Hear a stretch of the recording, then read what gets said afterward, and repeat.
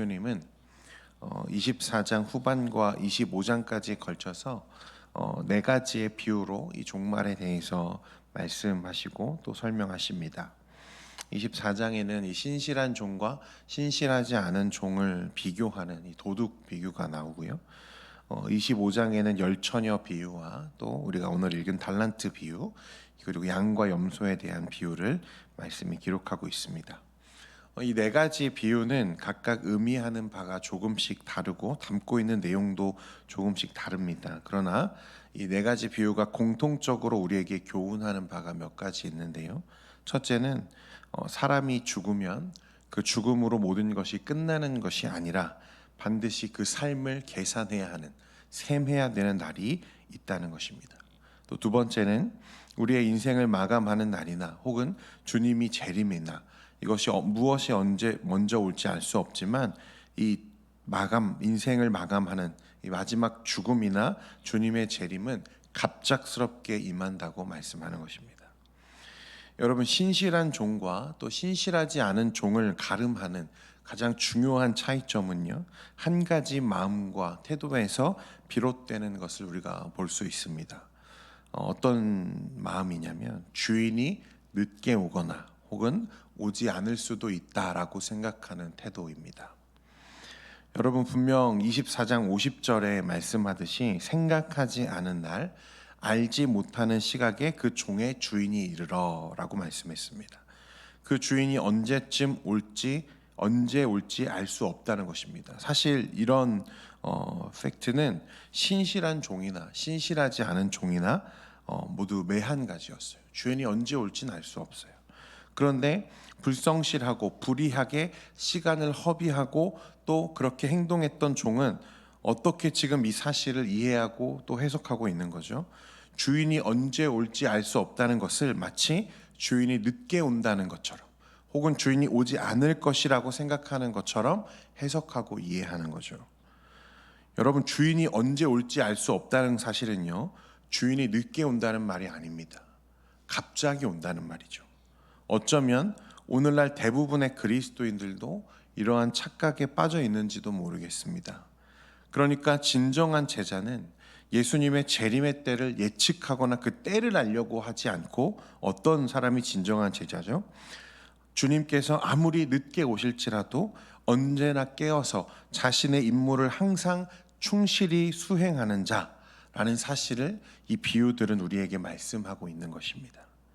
열처녀 비유도요, 우리에게 비슷한 교훈을 말씀하고 있는데, 말씀에 보니까 5처녀는 슬기로웠고 또 5처녀는 어리석었다, 이렇게 기록합니다. 슬기로운 처녀들은요, 신랑이 올 것을 기다리며 미리 등불과 함께 기름을 준비했고, 또 이 준비된 기름으로 마침 신랑이 왔을 때 길을 밝혔습니다. 신랑의 길을 밝힌 거죠. 어리석은 이 여인들은 등불은 준비했지만 신랑이 지금 늦게 온다니까 나중에 준비하지 라고 말하며 등불은 준비했지만 기름은 미처 준비하지 못했습니다. 그래서 정작 신랑이 왔을 때 기름이 없어서 그제서야 부랴부랴 막 기름을 빌리려고도 하고 또 기름을 사러 가게 되죠. 그러나 그 사이에 이미 어떻게 됩니까? 신랑은 결혼 잔치에 들어갔고 그 문은 닫힌 채 다시 열리지 않았다고 말씀합니다. 그러니까 예수님의 재림을 바라보고 기다리는 자들은 기름을 준비함으로써, 준비성이죠, 곧 하나님 나라에서 자신의 본분에 합당한 행동을 행함으로써 준비되어 있어야 함을 우리에게 말씀하는 것입니다. 왜냐하면 그 준비라고 하는 건 여러분 오직 언제에만 가능한 거죠? 그 날이 오기 전까지만 가능한 거죠. 일단 그 날이 오면 더 이상 준비할 시간이 없다는 것을 우리에게 의미하는 것입니다. 문은 이미 닫혔고 다시 열리지 않는다고 말씀하죠. 그래서 25장 11절 12절에 보면 그 후에 남은 처녀들이 와서 이르되 주여 주여 우리에게 열어주소서. 대답하여 이르되 진실로 너희에게 이르노니 내가 너희를 알지 못하노라 하였느니라. 내가 너희를 알지 못하노라. 그들은 그들의 게으름과 나태함의 결과를 책임져야 했습니다. 자신의 행동의 결과에 그들은 주인과 결산해야 되는 날이 온 거죠. 신랑을 애타게 부르는 처녀들의 강청에 대한 이 신랑의 대답은 매우 차가웠고 또 일상적인 결혼 잔치집에서 보기 드문 냉정한 것들이었습니다. 나는 너를 알지 못한다. 여기서 이 비유는 현실 세계의 어떤 상황을 벗어나서요, 마지막 심판 때의 분위기를 사실적으로 우리에게 묘사하고 있는 것입니다. 그냥 늦은 것으로 끝나는 게 아니라 그 늦음의 그 행동과 마음에 대해서 그들은 심판을 받게 될 거다라고 경고하고 있는 거죠. 계속해서 이어지는 달란트 비유에서도요, 이 준비성에 대한 주제는 계속됩니다. 그런데 좀 다른 게 뭐냐면 이 달란트 비유는 이 준비함의 성격을 더욱 명확하게 우리에게 규정해주고 있다는 것입니다. 이 달란트 비유에서요, 준비라고 하는 것은 단순히 수동적으로 누군가를 기다리는 것을 의미하지 않는다는 사실을 우리에게 보여줍니다. 이 비유에서 보면 주인 준비함이란 주인이 와서 보고 인정할 수 있는 결과를 가져오는 책임 있는 활동으로 우리에게 말씀하고 있습니다. 다시 말해서 이 기다림의 시간, 종들이 주인이 없이 기다리고 있는 이 시간은요, 무의미하고 공허한 지연의 기간으로 의도된 게 아니라 오히려 어떤 시간입니까? 종들에게 맡겨진 달란트들을 선히 사용할 수 있는 기회의 시간으로 우리에게 말씀하고 있다는 사실입니다. 말씀에 보면요, 주인은 길을 떠나면서 자신의 종들에게 자신이 가진 것 중에서 각각 5달란트, 2달란트, 1달란트씩을 맡기고 길을 나섰습니다. 여기서 달란트는요, 약 6천 데나리온이거든요. 6천 데나리온. 한 데나리온이 한 노동자의 하루 품삯이니까요. 이 한 달란트는 대략 한 노동자의 20년 품삯에 해당하는 엄청 큰 돈입니다. 어떤 사람이 오늘날로 환산해 보니까 뭐 3억이 넘는다고 하고 6억이 된다고 하는 사람도 있고, 어쨌든 이 달란트라고 하는 건 엄청나게 큰 돈입니다. 주인은 이 종들에게 자신의 것 중에 이 큰 돈을 맡기고 지금 자신의 길을 떠나 있는 거죠. 그러니까 이 5달란트를 받은 일꾼은요, 자신이 평생을 일해서 벌 수 있는 돈보다 더 큰 액수를 주인에게 받은 것입니다. 맡기신 거죠. 네.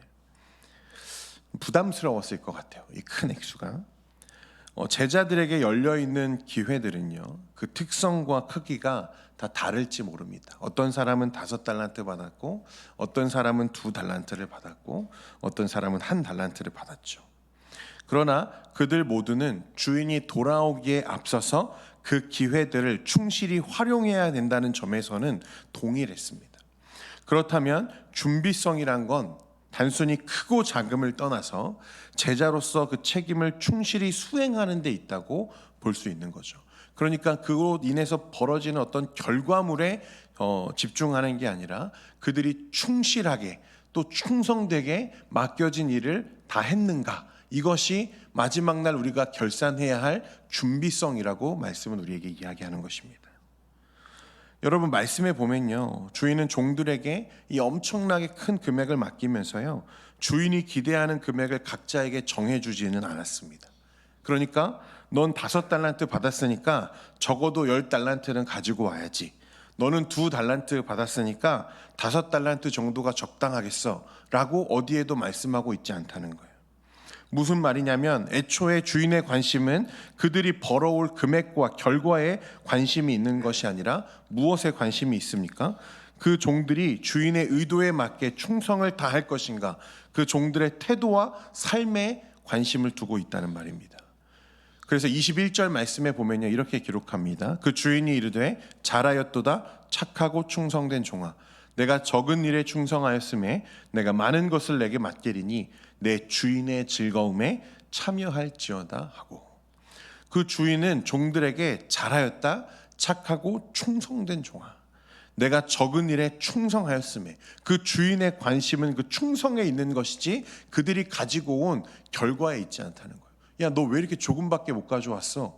너 왜 이렇게 내 기대에 못 미쳤어? 라고 말하지 않고 그들이 가져온 결과와 상관없이 그 충성에 칭찬해 주고 있다는 것입니다. 그 충성의 대가는 무엇입니까? 주인의 즐거움에 참여하는 것이죠.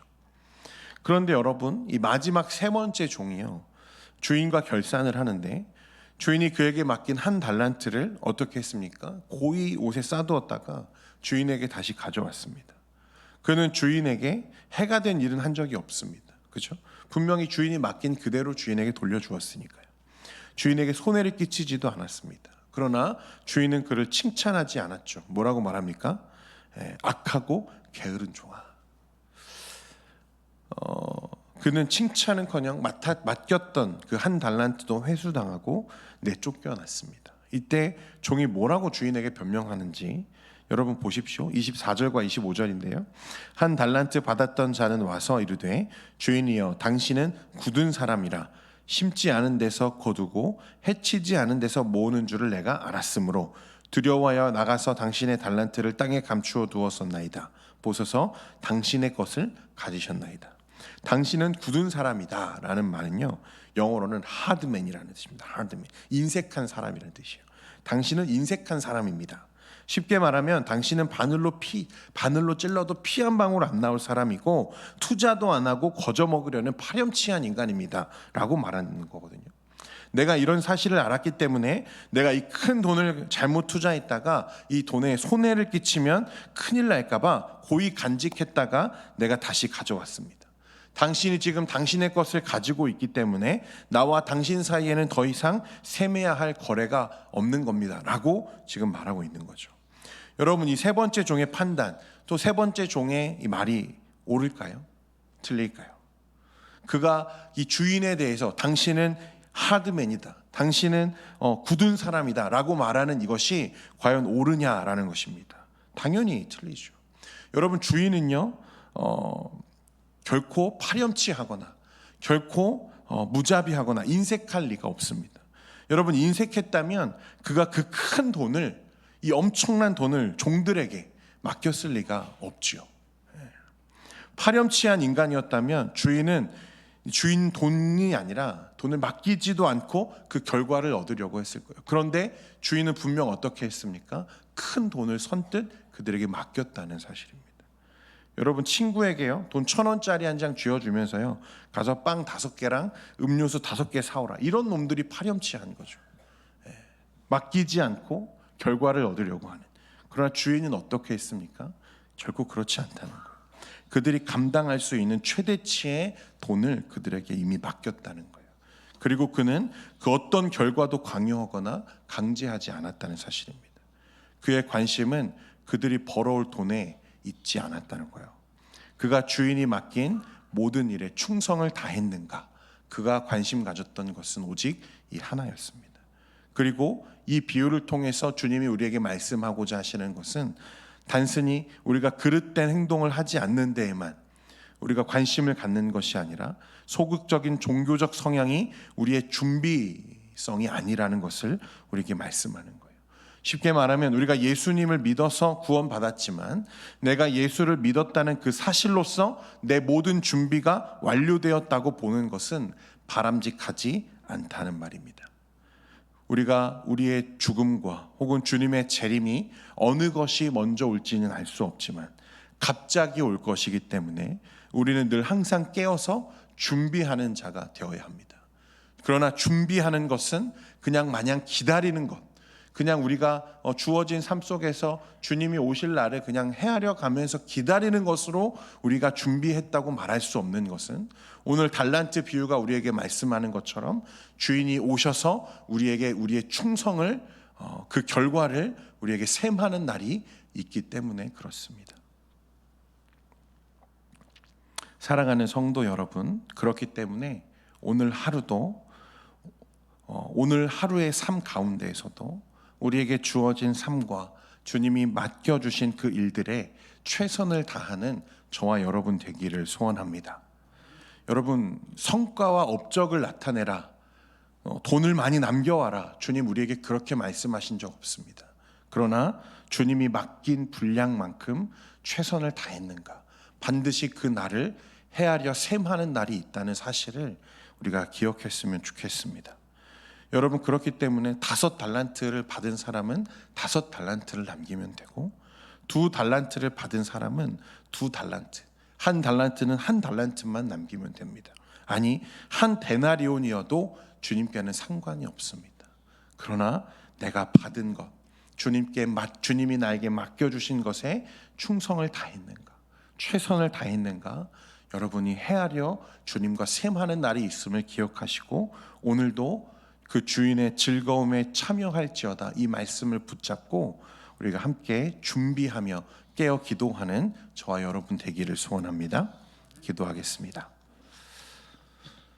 거룩하신 하나님 아버지,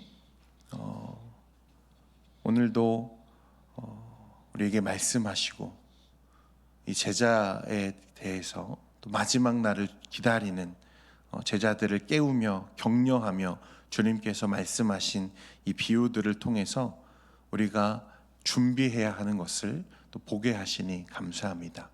하나님, 우리가 죽음으로 우리의 삶이 끝나는 것이 아니라 우리의 삶을 셈해야 하고 죄인과 계산하고 결산해야 되는 날이 오는 것을 우리가 기억하게 하시고, 주님의 재림이 언제 올지 알 수 없고 갑자기 오실 것을 우리가 기억하며 우리가 늘 깨어서 기도하고 주님이 맡겨주신 이 사역과 제자로서의 삶에 충성하며 또 최선을 다하는 우리 모든 성도의 삶이 될 수 있도록 은혜 베풀어 주옵소서.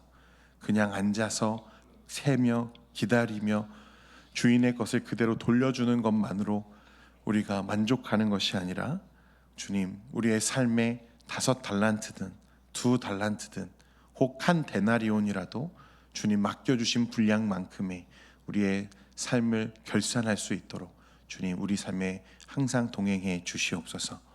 이 시간 우리가 기도하며 나아갈 때에 우리의 기도를 조성하시고 하나님의 은혜로 오늘 하루의 삶 가운데에도 최선을 다하고 충성을 다하는 우리 모두가 되게 하옵소서. 예수님의 이름으로 기도합니다. 아멘.